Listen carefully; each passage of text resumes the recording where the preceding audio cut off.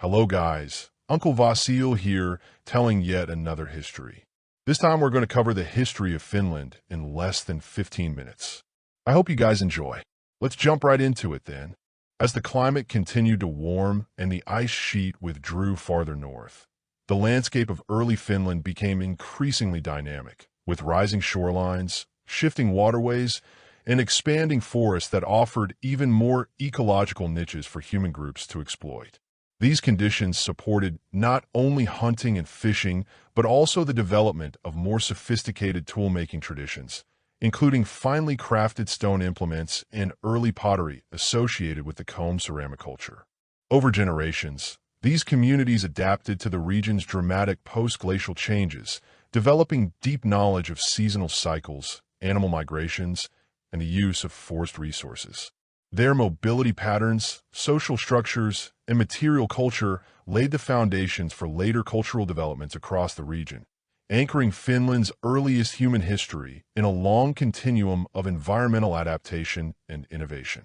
The emergence of distinct stone, bronze, and Iron Age cultures in Finland reflects a long continuum of adaptation and cultural blending that began with the Kunda culture, a Mesolithic tradition of skilled hunter-gatherers who navigated a landscape still reshaped by glacial retreat and relied on bone, antler, and flint tools suited to post-glacial ecosystems.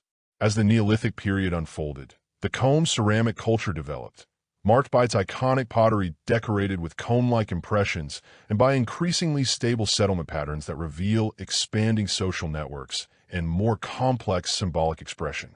Later, the arrival of the corded ware culture introduced new burial customs, battle axes, and pottery styles, blending with earlier populations rather than replacing them, and contributing to a cultural mosaic that shaped the region's long-term development. During the Bronze Age, long-distance trade connected Finland to Scandinavia and the Baltic, bringing prestige goods that signaled emerging social hierarchies and interregional exchange. By the Iron Age, cultural differentiation intensified, giving rise to the early Finnish, Tavascan, and Karelian groups, each shaped by geography, trade routes, and interaction with neighboring peoples, forming the deep prehistoric roots of later Finnish society. The Christianization of Finland in the 12th to 13th centuries marked a decisive turning point in the region's cultural and political formation, as both Catholic influence from Sweden and Orthodox influence from Novgorod competed to shape the spiritual and social landscape of the Eastern Baltic. Swedish expansion brought missionaries, military expeditions, and administrative structures that tied Western Finland increasingly to the Latin Christian world, embedding Catholic institutions such as parish networks, tithing systems, and early legal frameworks that aligned the region with Scandinavian models of governance. At the same time, Eastern Finland and Karelia experienced strong Orthodox currents through trade, intermarriage, and religious contact with Novgorod, whose monasteries, icons, and liturgical traditions introduced a different spiritual vocabulary and helped form a distinctive frontier culture.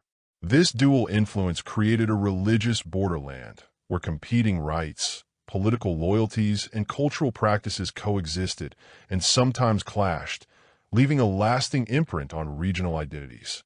It is during this period that Finland enters the written record, with early chronicles, papal letters, and administrative documents providing the first external descriptions of its peoples, territories, and conflicts, anchoring Finland's emergence in a medieval history and establishing the foundations for later national narratives.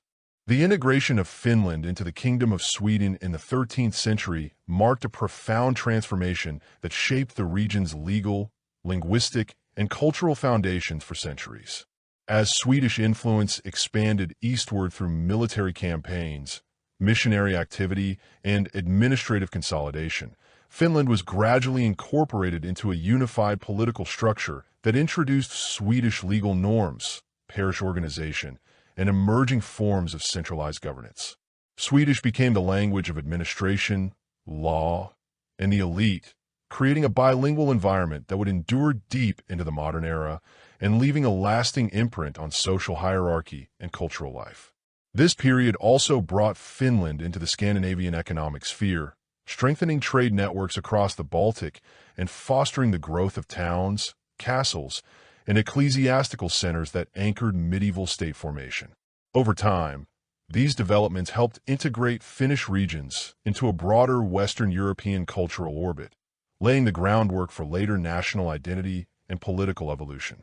The Treaty of Göteborg in 1323 marked the first formal demarcation of the frontier between Sweden and Novgorod, establishing clear spheres of influence across the Eastern Baltic and profoundly shaping the political geography of what is now Finland. By defining borders through Karelia and the northern forests, the treaty stabilized a long-contested frontier where Swedish expansion and Novgorodian interests had repeatedly collided through raids, missionary efforts, and shifting alliances. The agreement strengthened Sweden's hold over western and southern Finnish regions, while recognizing Novgorod's authority in the east, creating a lasting cultural and religious boundary between Catholic and Orthodox spheres. This division influenced settlement patterns, trade routes, and regional identities for centuries, embedding the frontier into the deeper historical fabric of Finland's development. The cession of Finland to Russia in 1809, following Sweden's defeat in the Finnish War, transformed the region's political trajectory by establishing it as an autonomous Grand Duchy within the Russian Empire. Rather than absorbing Finland directly into imperial structures, the Russian authorities preserved many existing Swedish laws and institutions, allowing Finland to maintain its legal system, Lutheran faith, and administrative traditions while gradually developing new governing bodies, such as the Diet of Finland. This autonomy fostered a growing sense of political cohesion and cultural identity, supported by the creation of national institutions, expanding civil administration, and increased internal stability. Under Russian rule, Finland gained a clearer territorial definition and a framework that later enabled its emergent national consciousness and eventual independence. The national awakening of 19th century Finland marked a decisive cultural shift in which language, literature, and emerging identity movements strengthened the region's autonomy within the Russian Empire. Inspired by European Romantic nationalism, scholars, writers, and intellectuals began elevating Finnish as a literary and cultural language, challenging the long-dominant position of Swedish in administration and elite society. The publication of the Kalevala, compiled by Elias Lönnrot from oral poetry, became a defining moment, offering a unifying mythic past and fueling a growing sense of shared heritage. This era also saw the rise of newspapers, civic associations, and educational reforms that promoted Finnish cultural expression and broadened public participation. Together, these developments laid the groundwork for a stronger national consciousness and the political confidence that would later support Finland's push toward independence. Finland's declaration of independence in 1917 emerged directly from the turmoil of the Russian Revolution, as the collapse of imperial authority created a rare opening for political self-determination. With the Tsar overthrown and the provisional government weakened, Finnish leaders moved quickly to assert sovereignty, drawing on decades of growing national consciousness and earlier struggles against Russification. On December 6th, the Finnish parliament formally proclaimed independence, framing it as both a restoration of political rights and a necessary step to avoid being pulled into Russia's escalating chaos. The move was soon recognized internationally, including by the new Bolshevik government, though internal divisions within Finland deepened in the aftermath. This moment marked the decisive transition from an autonomous Grand Duchy to a fully independent state, setting the stage for Finland's modern political identity. The Finnish Civil War of 1918 erupted only weeks after independence, as deep social, political, and economic tensions split the country into the socialist Reds, supported largely by industrial workers and landless rural laborers, and the conservative whites, backed by the Senate, landowners, and the middle classes. The conflict was brief but brutal, shaped by the wider chaos of World War I and the Russian Revolution, and intensified by foreign involvement, including German military assistance to the white side. The white victory brought an end to the fighting and enabled the creation of a stable parliamentary republic, as new institutions, legal reforms, and reconciliation efforts gradually restored order. Despite the war's lasting scars, this consolidation laid the foundation for Finland's democratic development and long-term political stability.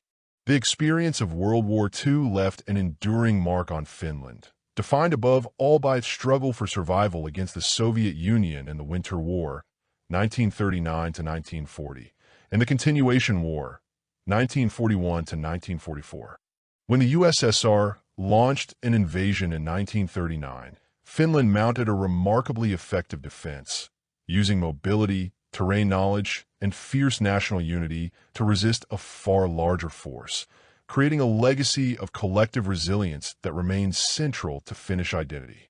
Although Finland was ultimately forced to cede territory, including parts of Karelia, it preserved its sovereignty, an outcome rare among small states caught between great powers.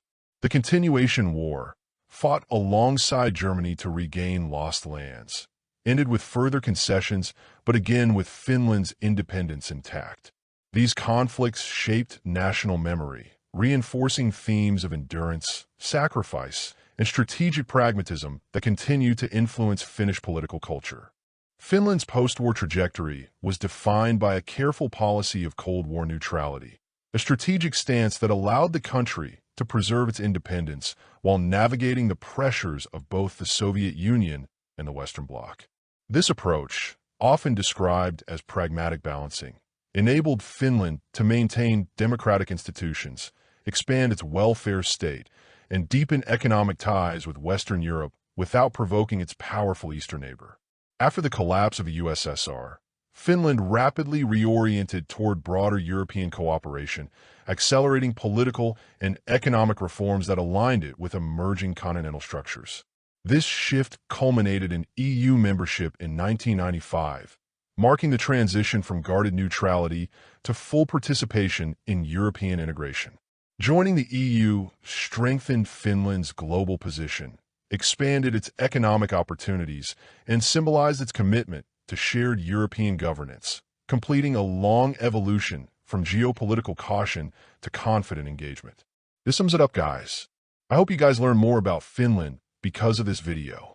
I bet you can get a good grade on your Finland history test next time. For more such videos, please like, share, and subscribe. Until next time.